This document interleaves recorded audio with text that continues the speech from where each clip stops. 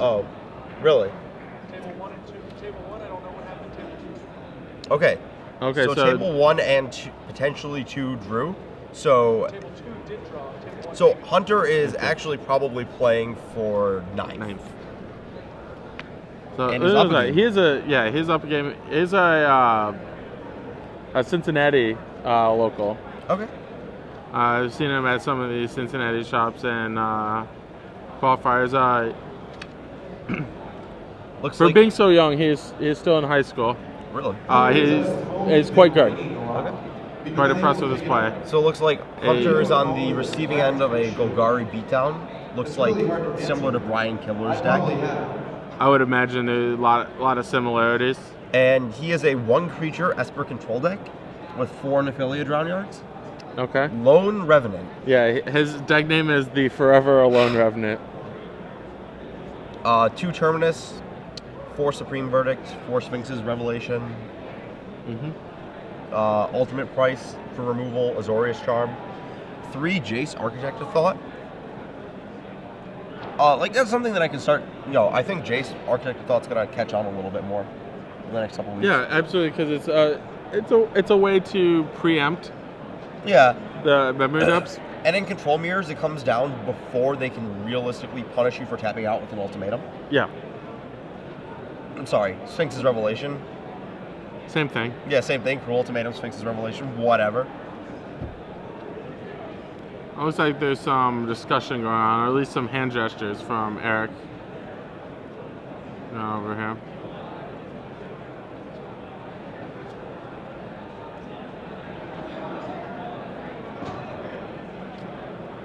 Yeah. Attack. Looks like Eric's trying to attack, and Hunter's not letting him. No, you're not allowed to kill me with this. No. Nuh-uh.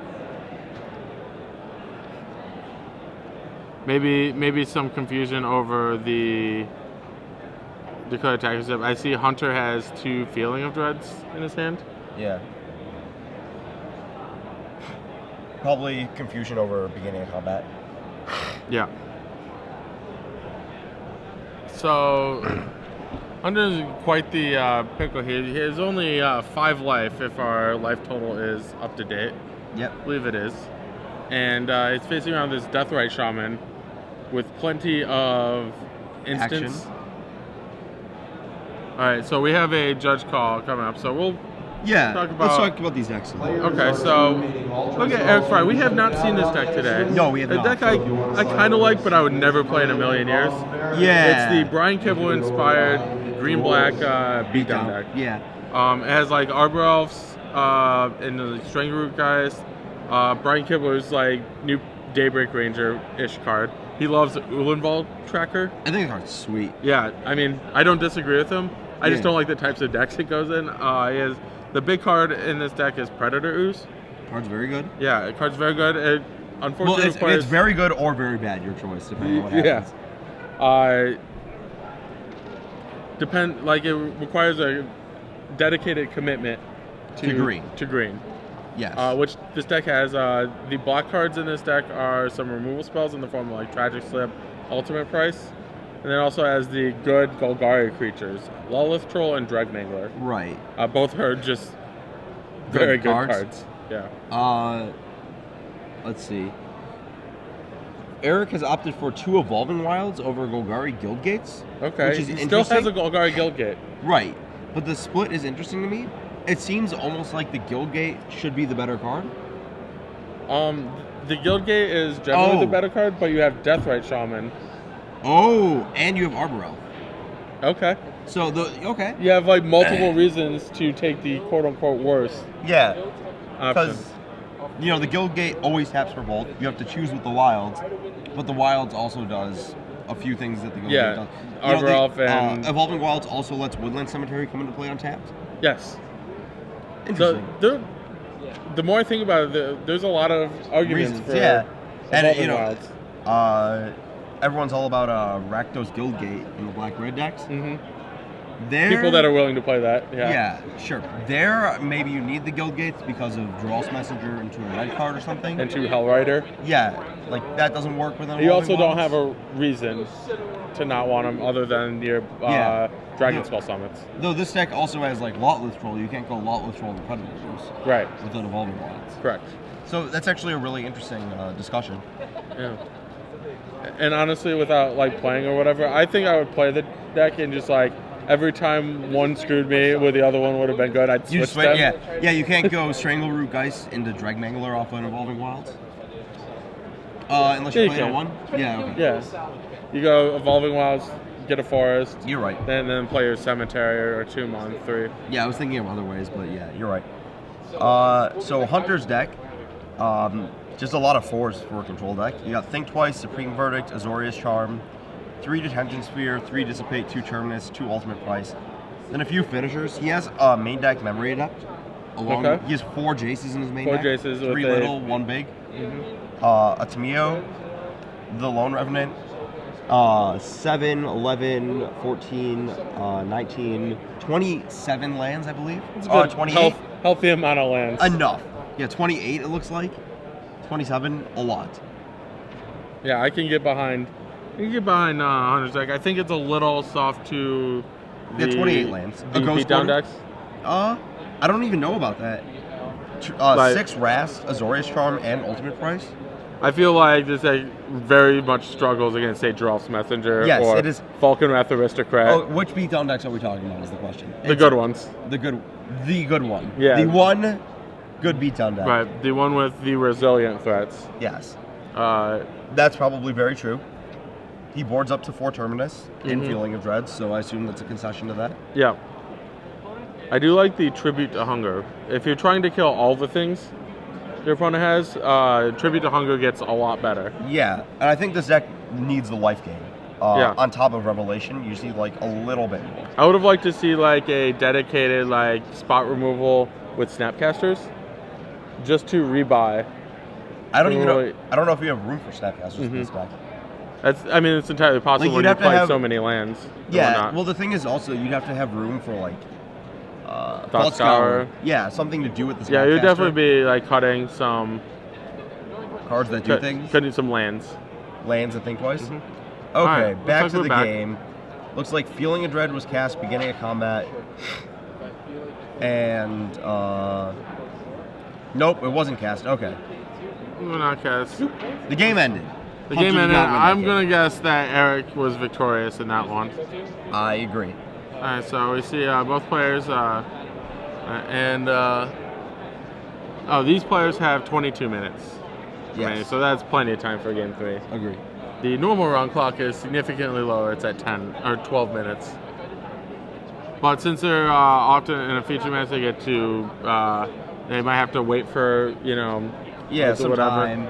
The feature matches are on their own time. Yes. In the open series, so that's one thing. You always have like that's part of what the table judge is there to do is just stopwatch. It has a stopwatch. Most of what they're there to do. Well, not really most. Yeah. I guess it's that, hand out tokens. Yeah. Report life totals. Right. Not watch you play. Right. They're not there to make sure you don't screw up. That's for sure. Yes. You're on your own for when you screw up. So if we go to sideboarding,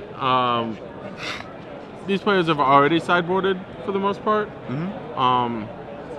But the types of cards that we saw, Eric, he definitely wanted his Deathrite Shamans. Right. I would imagine you also want Duress. Do you actually want Deathrite Shaman though? I'm not actually sure. I guess he doesn't know Hunter's list. Right. But all it does is it takes out Think Twice and Feeling of Dread. Otherwise, it's just a 1 mana 1/2 that has a one per turn you can pump it. Sometimes. I mean, that might be better than like I don't know what he has to take out, but could be better than Ultimate Price's Magic Slip. Yeah, he has those. The side out. They're also probably better than Ulamog Tracker. Sure. But looking at a sideboard, I see 6 cards that I like better than. Right, you want Garruk Relentless? Seems better. Yeah. And I want that would go up to 4 Garruk Relentless. So. Oh, okay, never mind then. I probably only want one of those. 4 seems excessive against a control deck that it doesn't look like has much interaction with it. His Detention Sphere, but I don't think you really want 4 Garuk. Right. 3 sounds right. And 4 Duress, and then 2 Deathrite. So yeah, it might be one of those things where he's not bringing in all 4 Deathrite Shamans. Deathrite, like the full 4, might be something that he wants only against the dedicated Reanimator decks or the dedicated Flash decks. Is that against the decks where they use their graveyard? Yeah, as like opposed to have some random interactions with it. yes. Let's see. Chris Cronenberger playing for Top 32, Okay. Ohio local. Yep. Ryan Gearhart, Star City Games Detroit champion. Was that him or his brother that won? One of the two, I believe. Yeah, I'm not quite sure. So we're live, and apparently the Ulanval trackers are still in the deck because one was cast on turn 1 and joined by its friend Strangleroot on turn 2. Hunter down to 17 life, presumably. There's another feature of Brian Kibler's beatdown decks. They're not all particularly fast. Sure. They're not gonna, blow you out of the water. They're just gonna present some threats that you're gonna have a very difficult time dealing with. Right. Though Predator Ooze Rancor kills very fast. So Duress is gonna take the Supreme Verdict. Okay. Leaving Hunter with Drown Yard, Drowned Catacombs, Azorius Charm, Sphinx's Revelation, and Terminus. Yeah. Worth noting, this is one of the issues with these off-color mana bases, as we can call them now, with the only one dual land, is that their lands often just come into play tap all game. Right, because Hunter only has 4 Hallowed Fountains and a few basics. Yeah. It's a good amount of basics. He's playing 27 lands, or 28 lands.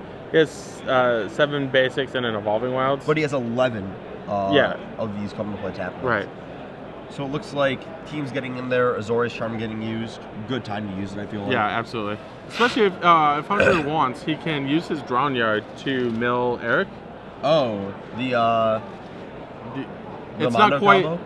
It's not quite the Thought Scour combo, but he does it though. That's what he's doing. Like, it makes a lot more sense when Eric has seen Hunter's hand and Hunter knows that, and basically both players knows that Hunter doesn't have anything else to do. Fair.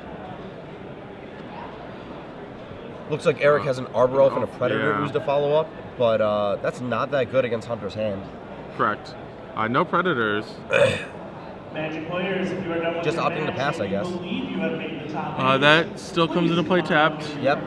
Wolfier Avenger. Much better. That Drown Yard should, or the Drown Catacomb should be. The Drown Catacomb should be tapped if we can relay that. Please come up. If it matters, we can. It should matter, because the Sphinx's Revelation 2 is a much bigger deal. Yeah.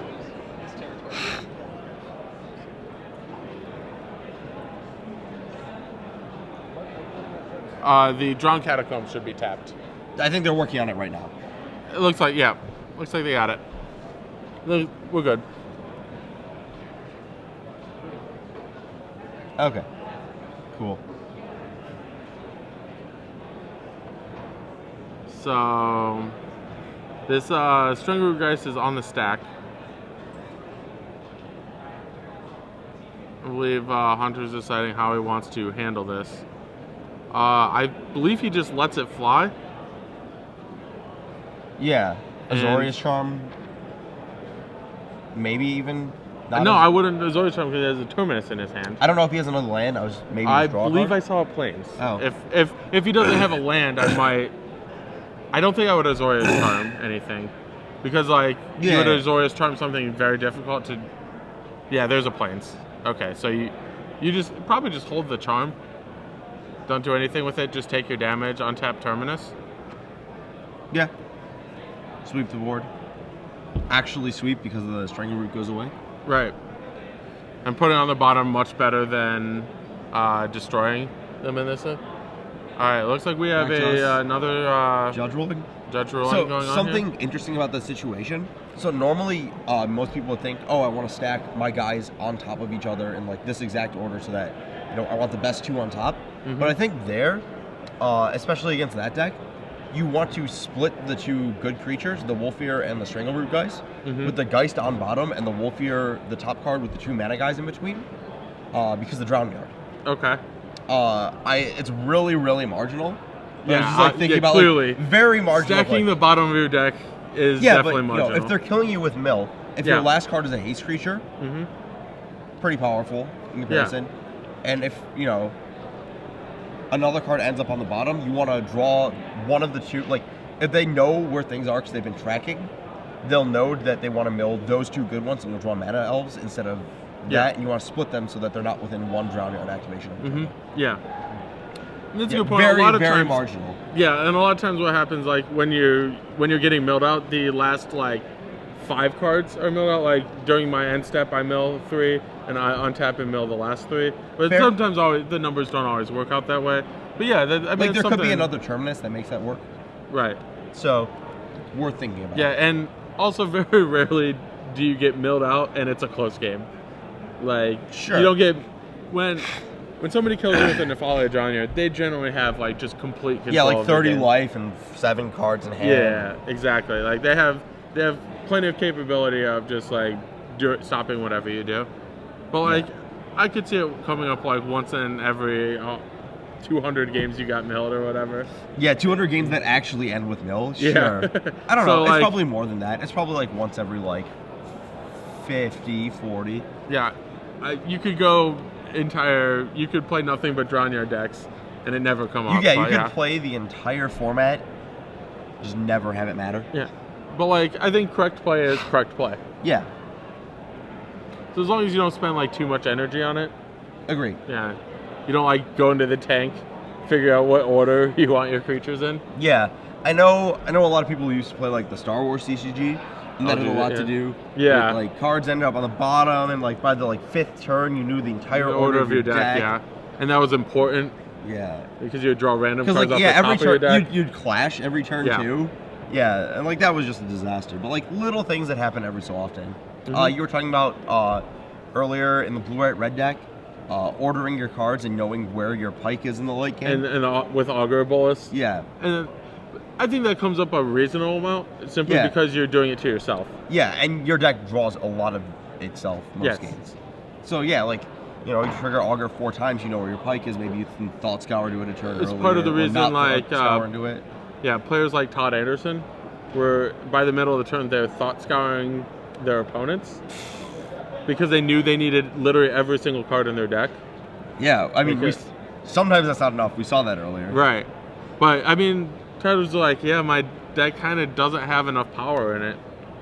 And like I felt the same way with my Flash deck. It's Wow. like, yeah, just really lacking in power here. Huh. Like we have like these, ways to play the game, but not ways to close. Yeah. Jace Memory Adept. Yeah. It's the way I of the think future. like Runecatcher's Pike is like a way to do Sure. it. You just have to play more than one copy of it. I agree with that. Yeah. Like one Jace Memory Adapt means you're probably not going to Thought Scour yourself. Because if you mill it, you can't win. Sure. Could also splash Drown Yard. Yeah, I mean... Then you it's- lose Merlin Halt, which is an issue. Right. Which is a better card for you. You lose like, you get worse mana and there's a whole... You can't... Yeah. You don't have Farseek, so it's not free. Right. Farseek